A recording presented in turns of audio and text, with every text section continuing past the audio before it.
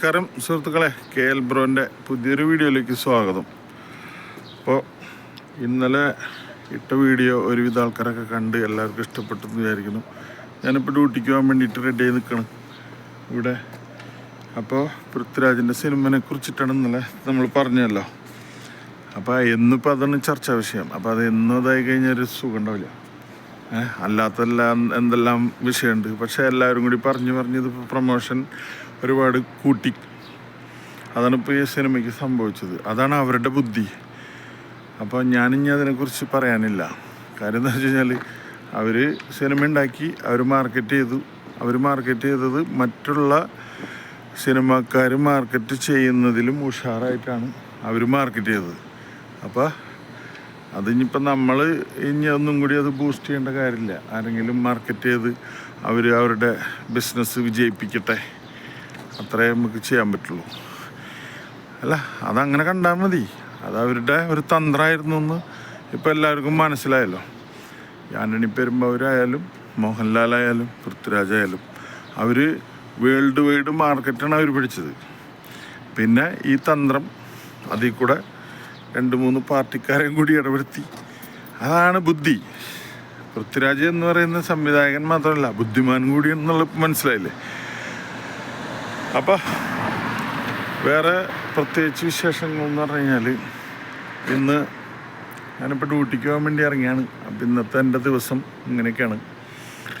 ഇന്നലെ വീഡിയോ ഇട്ടിട്ടുണ്ടായിരുന്നു.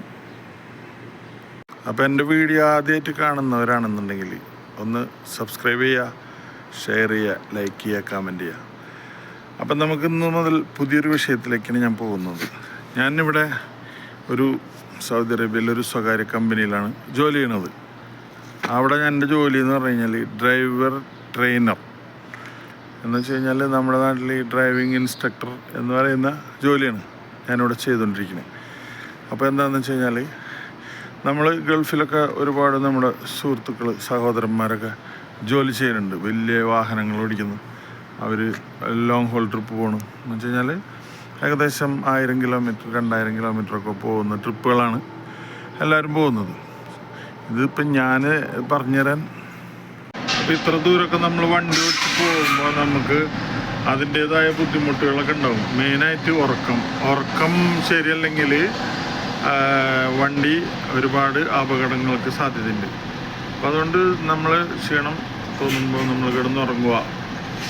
അതുപോലെ തന്നെ റോട്ടിൽ ഒരുപാട് ഹസാർഡ്സ് അറിയാലോ. ഹസാർഡ് എന്ന് പറഞ്ഞു കഴിഞ്ഞാൽ നമ്മളെ എന്താ പറയുക, ഡേഞ്ചറായിട്ടുള്ള കുഴികൾ, അതുപോലെ റോഡ് പണി നടക്കണം, അങ്ങനെയുള്ള ഒരുപാട് കാര്യങ്ങളൊക്കെ ഉണ്ടാവും.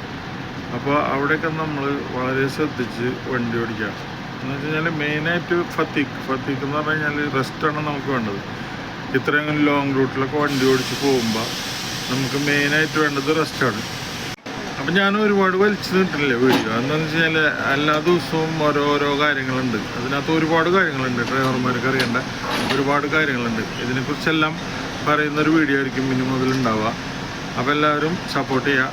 ഇത് എല്ലാവരിലേക്ക് എത്തിക്കാൻ നോക്കുക. എന്താണെന്ന് വെച്ച് കഴിഞ്ഞാൽ ഇതിനകത്ത് നമ്മൾ ഡ്രൈവർമാരെന്ന് പറഞ്ഞിട്ട് കാര്യമില്ല. 10-20 കൊല്ലം വണ്ടി ഓടിച്ചിട്ടുള്ള ആൾക്കാരാണ്.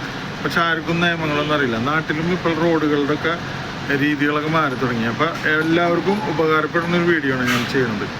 അപ്പം നാളെ ഞാൻ ഇതിൻ്റെ ഫുള്ളായിട്ടുള്ള കാര്യങ്ങൾ ഒരുവിധം കുറേശ്ശെ ഓരോരോ എപ്പിസോഡുകളായിട്ട് നിങ്ങൾക്ക് പറഞ്ഞു തരുന്നതായിരിക്കും. അപ്പോൾ ഈ വീഡിയോ ഇഷ്ടപ്പെട്ട് കഴിഞ്ഞാൽ ലൈക്ക് ചെയ്യുക, കമൻറ്റ് ചെയ്യുക, ഷെയർ ചെയ്യുക. അപ്പോൾ നാളെ അടുത്ത വീഡിയോ ആയിട്ട് കാണാം. Okay, by.